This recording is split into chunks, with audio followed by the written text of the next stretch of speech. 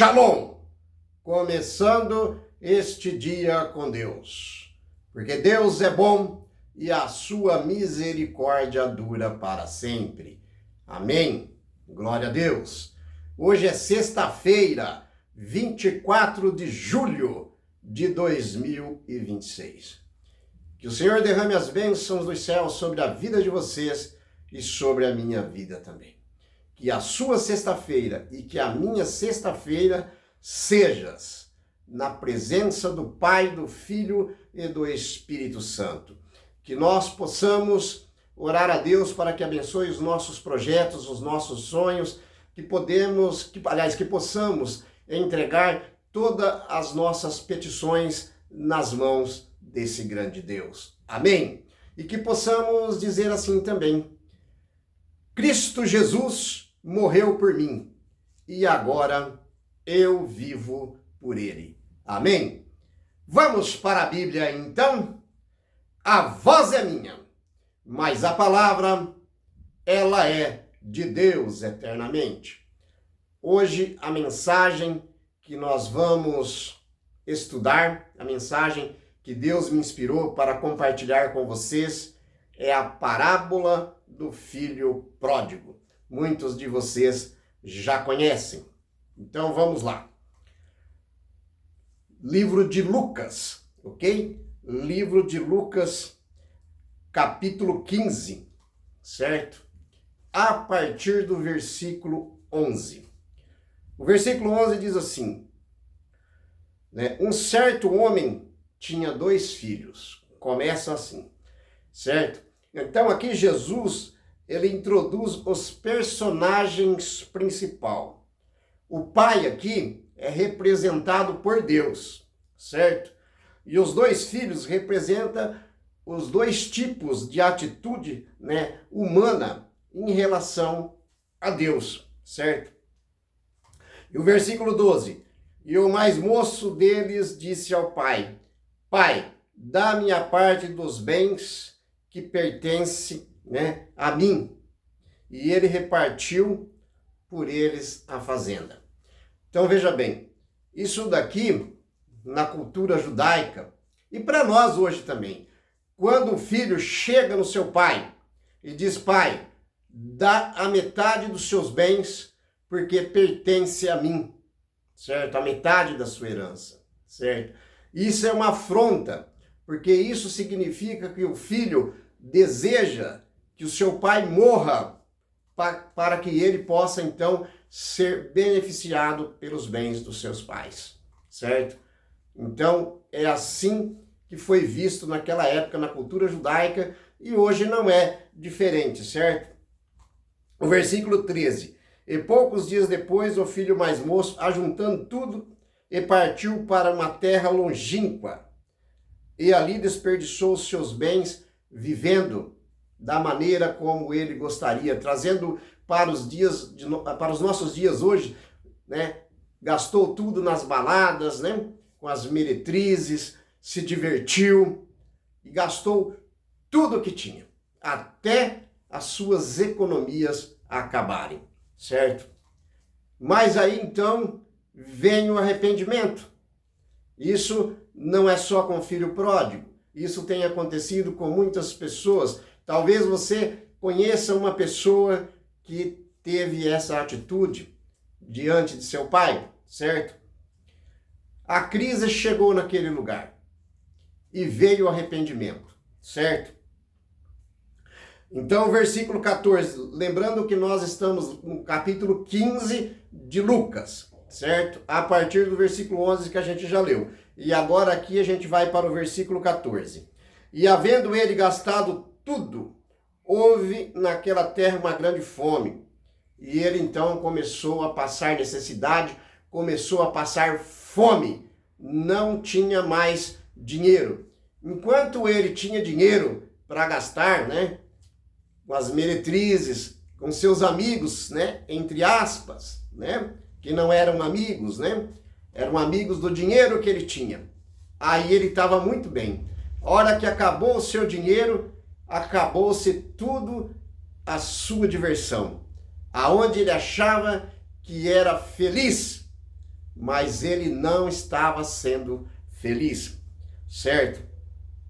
Veja bem, meus irmãos, os recursos humanos e os prazeres do mundo, eles são rápidos, são passageiros, certo? E ali então se agravou também, trazendo para o lado espiritual, certo? A vida espiritual, certo? Desse filho. Versículo 15. E foi morar com um dos cidadãos daquela terra, certo? Na qual o mandou para os seus campos para apacentar porcos. Veja bem, meus irmãos. E ali então ele foi cuidar dos porcos, era o trabalho dele.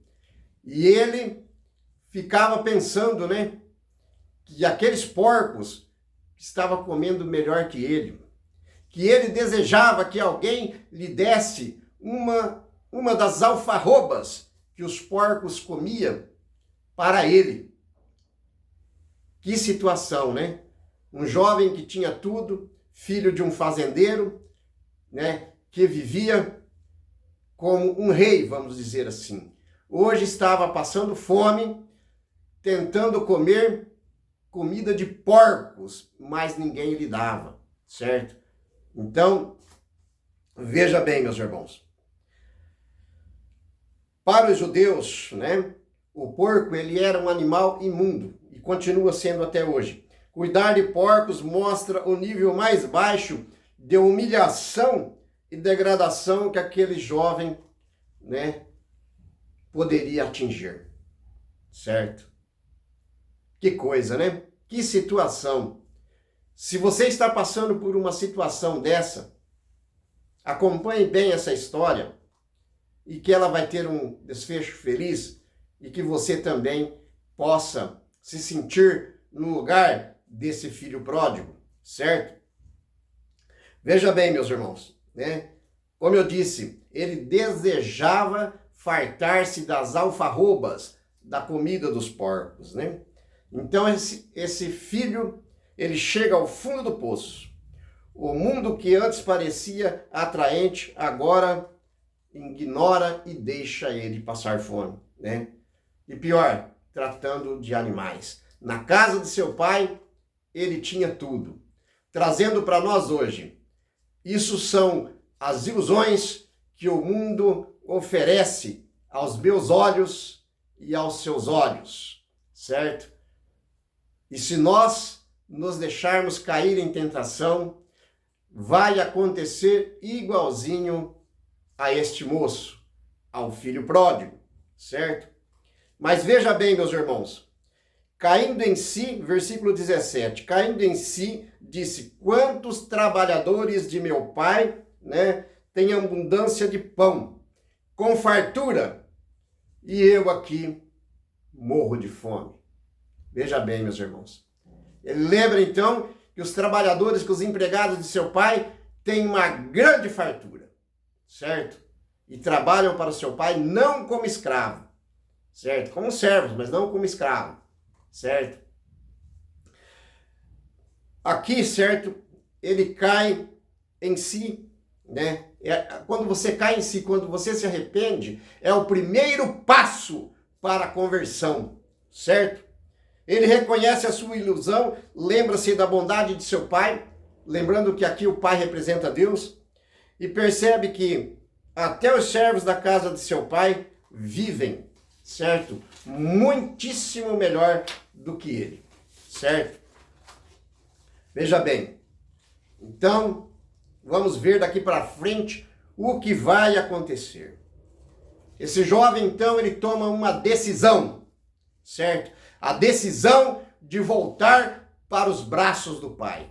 Se você servia a Deus e você desviou dos caminhos de Deus, você abandonou Deus, então, meu irmão em Cristo Jesus, minha irmã em Cristo Jesus, volte para os braços do Pai.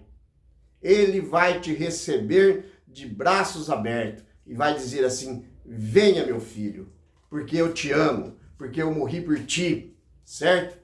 Porque esse Deus, ele é grande em misericórdia, ele é grande em amor e ele é grande em perdoar. Amém? Então, versículo 18. Levantar-me-ei e certo? O jovem dizendo, né? Levantar-me e irei ter com o meu pai.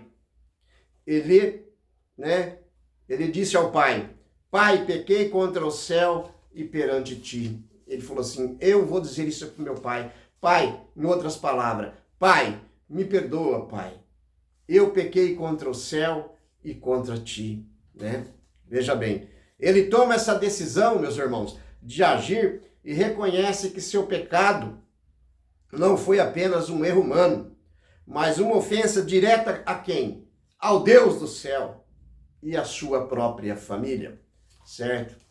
Essa história é uma parábola que Jesus contou, certo? Mas isso é uma realidade que acontece hoje em dia. A gente já tem ouvido falar vários casos assim.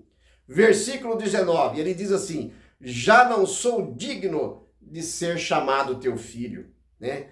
Faze-me como um dos teus trabalhadores, certo? Aqui demonstra o verdadeiro arrependimento e a humildade daquele jovem, né?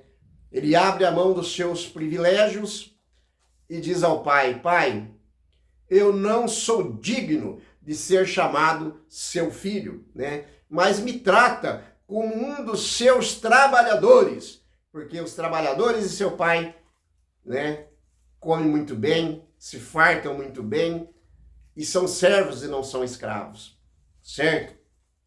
Veja bem, meus irmãos, ele abre mão dos privilégios e quer ser como um dos empregados de seu pai, certo?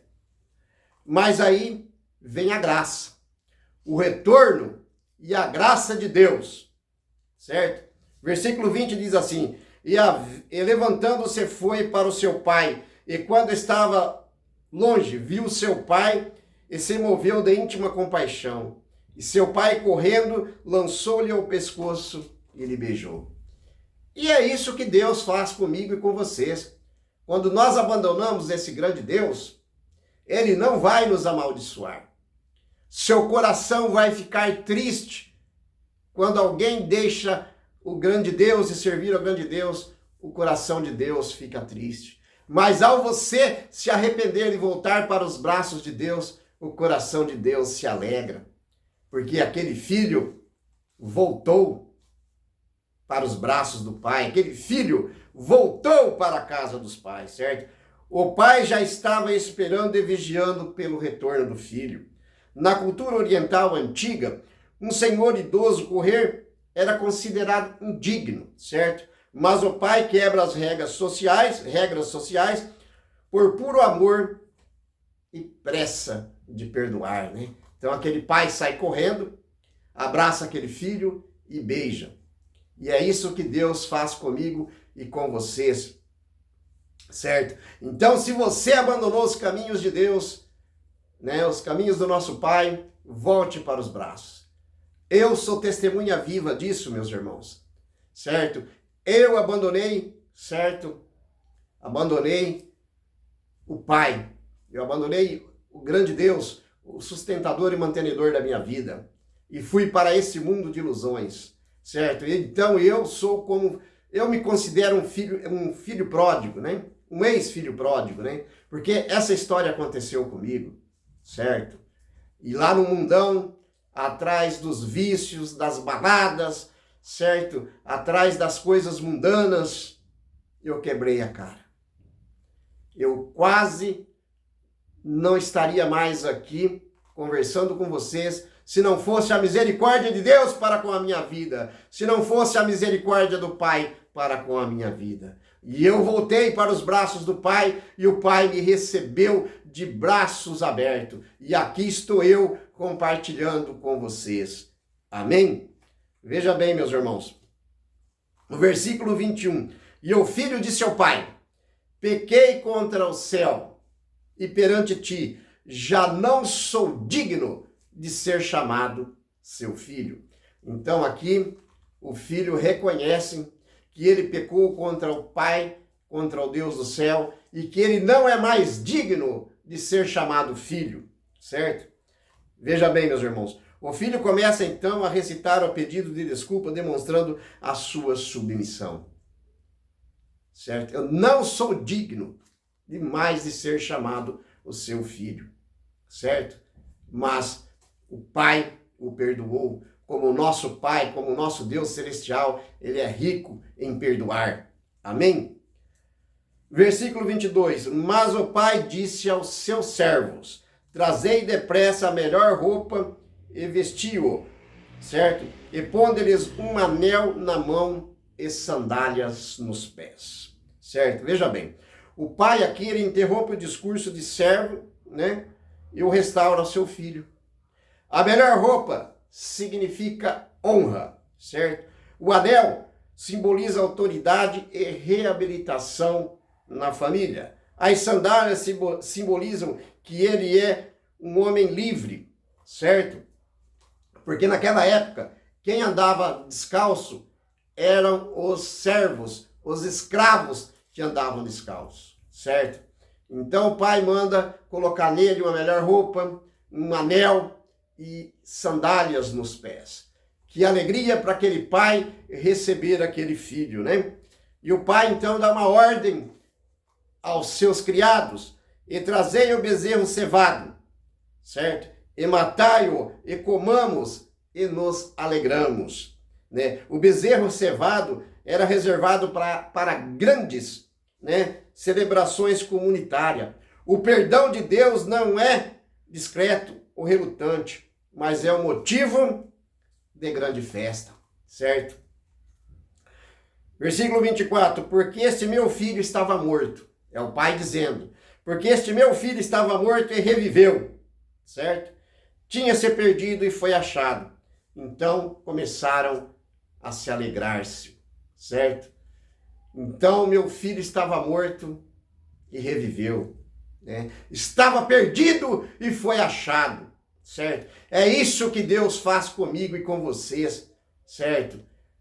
Certo? Nós somos ovelha, e quando uma ovelha se desgarra, certo, ali do rebanho, o pastor, ele deixa aquelas 99, porque ele sabe que elas estão seguras, e ele vai atrás daquela ovelhinha que se desgarrou, certo? Mas aí então começa, então, meus irmãos, um novo capítulo, certo? A ira do irmão mais velho, certo? Versículo 25. E o seu filho mais velho, né, que estava no campo, e quando veio, chegou perto da casa, ouviu, né, o barulho da música e das danças, certo? Entra em cena então o irmão mais velho, né? Ele representa, certo, os fariseus religiosos da época, que cumpriam regras extremas, né? Mas não tinham o coração alinhado ao amor do Pai, ao amor de Deus, né? E chamando um dos servos, lhe perguntou, o que é isso que está acontecendo aqui, certo? E ele então, ele busca essa informação, certo? Agindo, né, como se fosse um estranho naquela casa, certo? E o servo diz assim, ele lhe disse, veio seu irmão e o teu pai matou o bezerro cevado, certo? Por receber, né, são e salvo. E aí então começa a ira no coração do irmão mais velho, certo? Veja bem, meus irmãos. Versículo 28. Mas ele se indignou e não queria entrar. E saindo o pai, procurava reconciliá-lo, conciliá-lo, né? Para que ele também ficasse alegre, porque seu irmão estava perdido e foi achado, seu irmão estava morto e reviveu. Mas ele não quis entender, certo? O irmão mais velho sente ciúme e raiva, certo? Mais uma vez o pai demonstra a graça ao sair da festa para dialogar com aquele filho irado. Veja bem, meus irmãos, o versículo 29. Mas respondendo ele, disse ao pai, eis que te sirvo há tantos anos, sem nunca transgredir um dos mandamentos, certo? E nunca me deste um cabrito para que eu pudesse me alegrar com os meus amigos, certo? Veja bem, meus irmãos. O mais velho revela a sua mentalidade de escravo e barganha, certo? Ele acha que merece o amor do pai, né, por suas obras e obediência, né? Ele vê o serviço, né, ao pai como um fardo e não como um privilégio, né? Então que nós possamos servir a esse grande Deus, certo? Com amor no coração, não para fazer barganhas, certo? Porque Deus não é o Deus de barganha. Quando nós servimos a esse grande Deus, o nosso Pai que está nos céus, certo? E ele diz assim, né, que as demais coisas serão acrescentadas. Ele jamais vai deixar um justo a mendigar o pão. Amém? Glória a Deus. E no versículo 30 ele diz assim para o pai: vindo, porém, este teu filho, veja como ele trata, ele nem trata como irmão. Vindo este teu filho que desperdiçou os teus bens, né, com as meretrizes, tu matastes o bezerro cevado, certo? Ele se recusa a chamar o jovem de irmão, referindo-se a ele como desprezo, este teu filho, né? Ele joga na cara os erros do irmão para parecer superior e se fazer de vítima, certo? Veja bem, meus irmãos. Versículo 31. E ele lhe disse, o pai, agora conversando com o filho mais velho, e ele lhe disse: filho, tu estás sempre comigo, e todas as minhas coisas, todos os meus bens são seus. Esta fazenda é sua, tudo que eu tenho é seu, e também do seu irmão. Seu irmão estava morto e reviveu, estava perdido e foi achado. Eu sou o pai, certo? E qual pai que não ama o seu filho, certo? Veja bem, o pai responde com carinho, filho, tratando ele de filho. Lembra-o de que a comunhão diária e a herança total já era sua, certo? O erro do mais velho foi não desfrutar do relacionamento com o pai. Então tudo indica que ele tinha um mau relacionamento com o pai. Ele não tinha diálogo com o pai. Pai, converse com seus filhos. Filhos, converse com seus pais. Interaja com seus pais. É assim que Deus faz comigo e com vocês. E para a gente concluir o versículo 32. Mas era justo nos alegrarmos, o pai dizendo, né? E folgarmos, né? Porque o teu irmão estava morto e reviveu. Ele estava perdido e foi achado, certo? O pai encerra aqui a parábola, né? Jesus encerra aqui a parábola corrigindo a linguagem do mais velho. Este teu irmão. Jesus deixa a história sem um final explícito, né? Sugerindo uma pergunta, certo, aos religiosos. Vocês vão entrar na festa e aceitar o pecador perdoado? Ou vão ficar de fora com rancor no coração? Então, moral dessa história da parábola do filho pródigo é o perdão. É o perdão do Pai, do nosso Pai que estás nos céus, para com os seus filhos, certo? Então, filho, se você abandonou os caminhos do Pai, volta para a casa do Pai, porque Ele tem muito amor para lhe dar, Ele tem muita misericórdia, e Ele é um grande Deus em perdoar os pecados. Então, filho e filha, se você abandonou o Pai, volte para os seus braços, porque Ele te ama e vai lhe receber com grande alegria, porque Ele te ama e quer te salvar. Amém? Oremos. Grandioso e eterno Deus, Pai de amor e misericórdia, muitíssimo obrigado, grande Deus, por ser o nosso Pai amado. Obrigado, Pai. Essa parábola do filho pródigo, Pai, é uma grande lição para a minha vida e para as vidas de muitas pessoas. Muitíssimo obrigado, em nome de Jesus Cristo. Amém. A voz foi minha, mas a palavra, ela é de Deus eternamente. Amém. Shalom!